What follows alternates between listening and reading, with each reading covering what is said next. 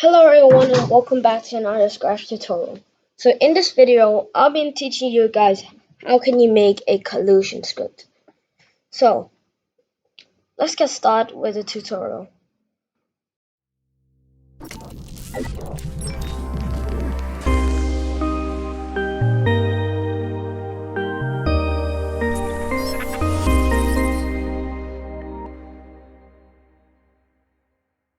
So first thing first that you need is two of these variables. Let me show you. You need old x and old y. So make sure you create that. You may pause the video to create it first.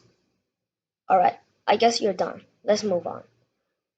So let's grab once flag clicked. Just gonna go to control, grab forever, if then else, and then on this little the blank space over here, we will put touching walls. Then after that, let's work on the else first.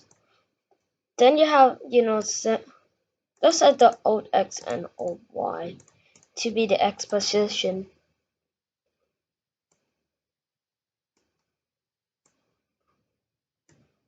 There we go. Now you got it. So first let's show old x and old y. So as you can see, the old x and old y's actually just keep keep tracking the position, and when you're touching the wall, it will stop, but it still can pass the wall because we didn't set anything yet on the if touching walls.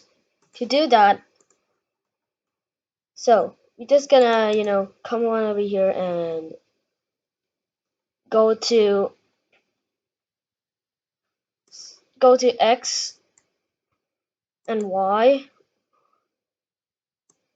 We'll make it be the x position will be old x and the y position will be old y. Then you get this. So this is just a simple tutorial. You can create a maze game out of this. I think I would create the maze game tutorial later, but yeah, that's it for now. Thanks for watching. I hope you guys enjoyed this video. If you do, make sure to press the like button and subscribe.